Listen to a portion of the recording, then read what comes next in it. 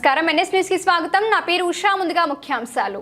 Jawahar Nagar dump యార్డుకు వ్యతిరేకంగా నిరసన తెలుపుతున్న BJP నాయకులను అరెస్టు చేసి షామీర్పేట్ పోలీస్ స్టేషన్ కు తరలించారు. ఈ సందర్భంగా Malkajgiri MP Etela Rajender police station లో అరెస్టైన నాయకులకు మద్దతు తెలిపారు. డంపింగ్ యార్డు వల్ల ఆ చుట్టుపక్కల ప్రజలు తీవ్ర ఇబ్బందులు ఎదుర్కొంటున్నారని ఎంపీ ఆవేదన వ్యక్తం చేశారు. ఇక్కడ నుండి ఎంపీగా గెలిచిన డంపింగ్ యార్డుకు వ్యతిరేకంగా సుప్రీంకోర్టులో కేసు వేశాడని, ఇప్పుడు సీఎంగా ఉన్న రేవంత్ రెడ్డి ఎందుకు అడ్డుకుంటలేరన్నారు.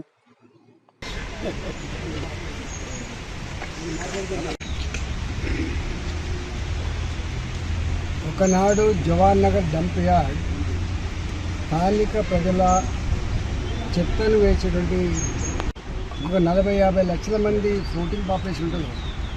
దాదాపు 1.8 దాదాపు 2 కోట్ల మంది చెత్తని ఒకే డంప్ యార్డ్ జవహర్ నగర్ కానీ బాలాజీ నగర్ డంప్ యార్డ్ అవుతుందో 10,000 మెట్రిక్ టన్నుల డంప్ యార్డ్. గత అనేక సంవత్సరాలుగా ప్రపంచంలో ఎక్కడ కూడా ఒకే దగ్గర ఇంత చెత్తను వేసేటువంటి డంప్ యార్డ్ లేదు. దీంట్లో అనేక ఉద్యమాల తర్వాత లిచర్డ్ వాటర్ని ట్రీట్మెంట్ ఇస్తామని చెప్పిండు, చెత్త నుంచి ఎలక్ట్రిసిటీ ప్రొడ్యూస్ చేస్తామని చెప్పిండు. ఇవాళ చెత్త నుంచి ఎలక్ట్రిసిటీ ప్రొడ్యూస్ చేస్తా అని చెప్పినటువంటి వాళ్ళు 3,500 మెట్రిక్ టన్నులే కన్జ్యూమ్ అవుతుందని చెప్పి స్వయంగా వాళ్ళు చెప్తున్నారు. అంటే మిగతా 6,500 మెట్రిక్ టన్నుల చెత్త రోజు అక్కడ పైలపోతారు. 30 కిలోమీటర్ల పరిధిలో బాలాజీ నగరు, జవహర్ నగరు, అదేవిధంగా దమ్మాయిగూడ, కీసర, నాగారం, తర్వాత మనకు గడికేశ్వర్ లాంటి ప్రాంతాలు 30 కిలోమీటర్ల పరిధిలో నీళ్ళన్నీ కూడా పొల్యూట్ అయిపోతున్నాయి. వాసన అయితేగా అంతు లేకుండా పోయింది. గతంలో ఇక్కడ ఎంపీగా పనిచేసిన రేవంత్ రెడ్డి గారు స్వయంగా ఆయన్నే ఇది అన్యాయం అని చెప్పి సుప్రీంకోర్టులో కేసు వేసారు. ఇవాళ ముఖ్యమంత్రి అయిన తర్వాత 2.5 సంవత్సరాలు అవుతుంది. మేము అనేకసార్లు అప్పీల్ చేసినాం, అయ్యా నీకు ఈ డంప్ యార్డు నీవే ఇన్వాల్వ్ అయ్యి సుప్రీంకోర్టులో కేసు వేసినావు, నీకు అన్ని విషయాలు తెలుసు, ముఖ్యమంత్రి అయినావు కాబట్టి లోన్ తెచ్చుకునే ప్రయత్నం చేయమని చెప్పినాం. వారు మమ్మల్ని తర్వాత అధికారులతో ఒక మీటింగ్ కూడా ఏర్పాటు చేసినాం.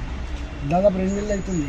ఇది ఒక శాశ్వత పరిష్కారం చెప్తా అని చెప్పినటువంటి ముఖ్యమంత్రి గారు ఇప్పటివరకు శాశ్వత పరిష్కారం దొరకకపోగా ఇవాళ 2 నెలల తర్వాత ఇచ్చిన హామీలు అమలు చేయమని చెప్పి ముఖ్యమంత్రి గారికి విన్నవిస్తూ ఇవాళ ధర్నా చేస్తున్నటువంటి అఖిలపక్ష నాయకులు, దాన్ని లీడ్ చేస్తున్న జేఏసీ నాయకులు ఎవరైతున్నారో వందల సంఖ్యలో ఉదయం 3 గంటల నుంచి 4 గంటల నుంచి దొంగల్లాగా నాయకులందరినీ తీసుకొచ్చి కీసర పోలీస్ స్టేషన్లో, గడికేశ్వర పోలీస్ స్టేషన్లో, ఇవాళ షామీర్పేట పోలీస్ స్టేషన్లో, బొల్లారం పోలీస్ స్టేషన్లో, అదేవిధంగా సికింద్రాబాద్ పక్కన ఉన్నటువంటి తుకారాం గేట్ పోలీస్ స్టేషన్లో ఇట్లా వందల సంఖ్యలో ఇట్లా అరెస్ట్ చేసింది. నేనంటున్న గతంలో కూడా అసలు ఎప్పుడు కూడా అఖిలపక్ష నాయకులు కావచ్చు, జేఏసీ నాయకులు కావచ్చు, ప్రజాస్వామ్యబద్ధంగా శాంతియుతంగా నిరసన తెలియజేసేటువంటి హక్కు ఉంటుంది. దాన్ని కాళరాశి మొట్టమొదటి చరిత్ర ఆనాడు కేసీఆర్ చేస్తే ఇవాళ మళ్ళీ కాంగ్రెస్ పార్టీ రేవంత్ రెడ్డి గారు ఇవాళ ఇట్లాంటి పని చేయడం నీచమైనటువంటి ఆలోచన. మేము ఒకటే కోరుతున్నాం, అరెస్టులు పరిష్కారం కాదు, కేసులు పరిష్కారం కాదు.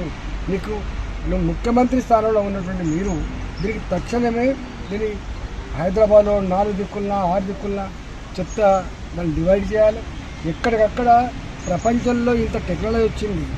జీరో పొల్యూషన్తో ప్రతి గ్రామ్ చెత్తను కూడా కన్వర్ట్ చేసే ఆస్కారం ఉండగా ఇవాళ నువ్వు ఎవరి కొమ్ము కాయడానికి, ఏ కాంట్రాక్టర్ల మెప్పు పొందడానికి, ఏ డబ్బుల కోసం నువ్వు చేస్తున్నావు, ఇలా పేద జీవితాలతో చెలగడమనే ప్రయత్నం చేస్తున్నావు.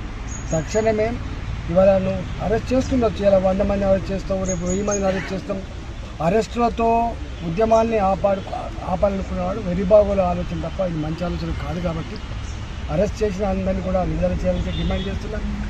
దీనికి మూలమైనటువంటి డంప్ యార్డ్ ఇప్పుడు నేను చెప్పినట్టుగా ఇన్ని మున్సిపాలిటీలు ఏవైతే ఇంత జిహెచ్ఎంసీ పని అయితే ఇవాళ పొల్యూట్ అవుతుందో తక్షణమే దాన్ని దురస్తి చేయాలని చెప్పి zero pollution Balaji Nagar, Jawahar Nagar zero pollution, zero చెత్త ఉండేటువంటి పంటగా తీర్చిదిద్దాలని చెప్పి నేను డిమాండ్ చేస్తున్నాను.